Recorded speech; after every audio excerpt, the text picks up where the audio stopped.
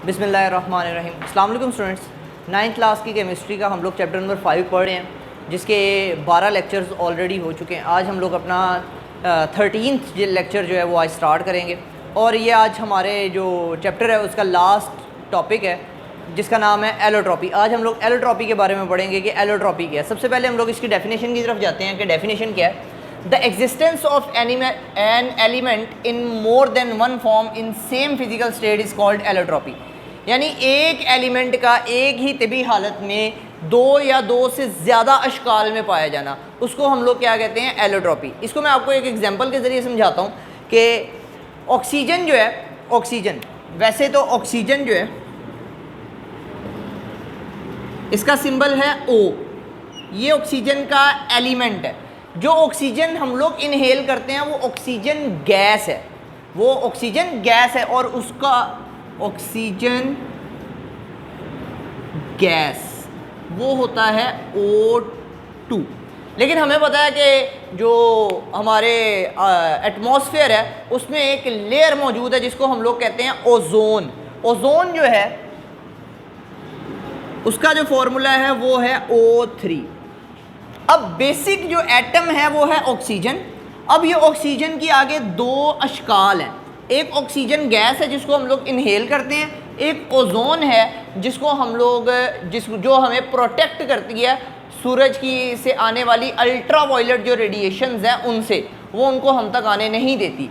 तो ये जो है ऑक्सीजन गैस और जो ओजोन है ये ऑक्सीजन की दो एलोट्रॉपिक शक्लें हैं, यानी ये दो एलोट्रॉप्स हैं ऑक्सीजन के। और ये किस वजह से हैं? क्योंकि इनमें एटम्स की क्या है, तादाद है, चेंज है। तो एलोट्रॉपी के अंदर एलोट्रॉपी की दो रीज़न्स हो सकती हैं। सबसे पहली रीज़न हम लोगों ने पढ़ ली है कि क्या है कि किसी भी एलिमेंट जो है या किसी एटम की जो तादाद है वो मुख्तलिफ होने की वजह से जो एलोट्रॉप्स बन सकते हैं। ऑक्सीजन O2 और ओजोन O3 ये एलोट्रॉप्स हैं किसके, ऑक्सीजन के। उसके ये है पहली रीज़न। दूसरी रीज़न जो एलोट्रॉप्स की वो ये है कि जो एटम्स होते हैं वो एटम्स या मॉलिक्यूल्स उनकी तरतीब चेंज हो सकती है, यानी उनका स्ट्रक्चर चेंज हो जाए तब भी एलोट्रॉपी का मुजाहरा करते हैं। जो एलिमेंट्स हैं वो एलोट्रॉपी का मुजाहरा करते हैं, यानी एक एटम की क्रिस्टल में दो या दो से ज़्यादा एटम्स या मॉलिक्यूल्स जो हैं उनकी शक्ल जो है वो मुख्तलिफ हो, उनका स्ट्रक्चर मुख्तलिफ हो जाए। इसकी एग्जांपल हम लोग लेते हैं, मिसाल के तौर पर जो हमारे पास सल्फ़र है, सल्फ़र S8, ये अब दो तरह के स्ट्रक्चर्स में पाया जाता है। एक है रोम्बिक और दूसरा है मोनोक्लिनिक।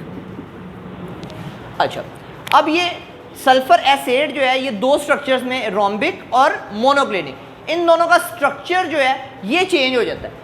अब एक मैं आपको समझाता हूँ, रोम्बिक और मोनोक्लिनिक, और ये एक दूसरे के अंदर चेंज भी हो जाते हैं। ये बेसिकली ये वाला जो काम है ये ज़्यादातर गैसेस के अंदर होता है, यानी जो एटम्स की तादाद मुख्तलिफ हो सकती है। स्ट्रक्चर वाली जो पॉसिबिलिटी है ये सॉलिड्स के अंदर ज़्यादा होती है। अब 96 डिग्री सेंटीग्रेड जो टेम्परेचर है उससे पहले जो सल्फ़र है ये रोम्बिक हालत में पाया जाएगा और 96 डिग्री सेंटीग्रेड के बाद जो ये सल्फ़र है ये मोनोक्लिनिक हालत में आ जाता है। यानी 96 डिग्री सेंटीग्रेड टेम्परेचर के बाद सल्फ़र अपना स्ट्रक्चर चेंज करता है और किस में चला जाता है, मोनोक्लिनिक हालत में चला जाता है। तो ये सल्फ़र के क्या हुए, दो एलोट्रॉप्स हुए। क्यों? क्योंकि इनकी अशकाल, इनका स्ट्रक्चर जो है वो चेंज हो चुका है और स्ट्रक्चर चेंज होने की वजह से एक नई चीज़ वजूद में आ गई है। तो सल्फ़र के कितने एलोट्रॉप्स हुए फिर? दो, एक सल्फ़र रोम्बिक में और एक सल्फ़र मोनोक्लिनिक में। अब हमारे पास नेक्स्ट एक डेफिनेशन है, ट्रांजिशन टेम्परेचर। अब ट्रांजिशन टेम्परेचर क्या होता है? अभी हम लोगों ने पढ़ा कि 96 डिग्री सेंटीग्रेड से पहले सल्फ़र जो है वो कौन सी हालत में पाई जाती है, रोम्बिक हालत में। 96 डिग्री सेंटीग्रेड के बाद सल्फ़र किस हालत में पाई जाती है, मोनोक्लिनिक हालत में।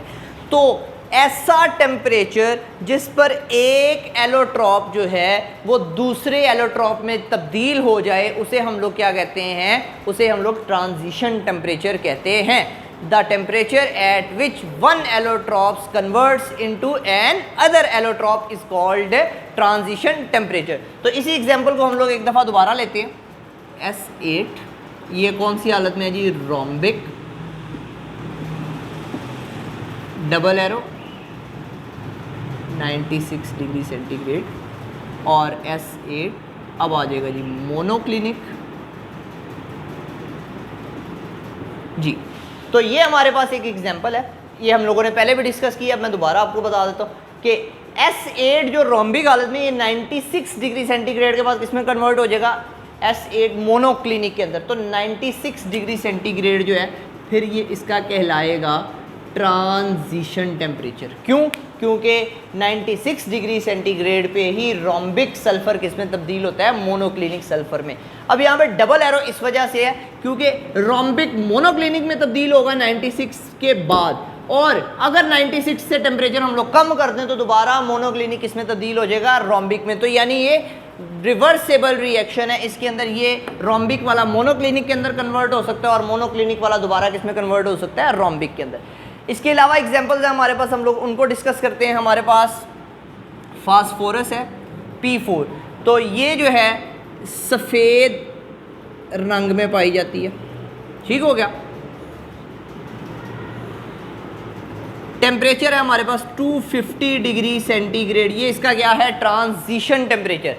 तो 250 डिग्री सेंटीग्रेड के बाद ये जो सल्फर है ये किस में कन्वर्ट हो जाती है, सुर्ख रंग में, ठीक हो गया। तो ये इसका क्या कहलाएगा फिर, ट्रांजिशन टेम्परेचर। क्यों? क्योंकि ये सफ़ेद से कौन से रंग में चली गई है, सुर्ख रंग में चली गई, उसका स्ट्रक्चर चेंज होगा जिसकी वजह से इनके कलर्स क्या हो जाएंगे, तब्दील हो जाएंगे। अब जो ये सफ़ेद वाली जो फास्फोरस है ये बहुत ज़्यादा रिएक्टिव होती है और ये नरम होती है और बहुत ज़्यादा जहरीली है, जबकि ये जो सुर्ख वाली जो फास्फोरस है ये एक तो बहुत ज़्यादा कम रिएक्टिव है, ये जहरीली भी नहीं है और ये भुरभुरी होती है, ठीक हो गया। यानी ये सॉफ्ट है, वेरी रिएक्टिव है और पॉइजनस है, यानी जहरीली है। जबकि ये जो सुर्ख वाली फास्फोरस है ये लेस रिएक्टिव है।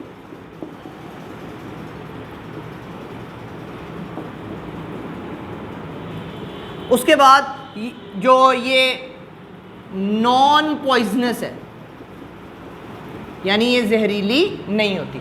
तो ये था आज का हमारा टॉपिक, जिसके अंदर हम लोगों ने एलोट्रॉपी को डिस्कस किया और ट्रांजिशन टेम्परेचर को डिस्कस किया। ये हमारे इस चैप्टर का लास्ट टॉपिक था। इसके बाद इंशाल्लाह नेक्स्ट लेक्चर के अंदर हम लोग इस चैप्टर के MCQs, जो मशक वाले MCQs है, एक्सरसाइज वाले MCQs है, उनको इंशाल्लाह डिस्कस करेंगे। आज के लिए इतना ही, अल्लाह हाफ़िज़।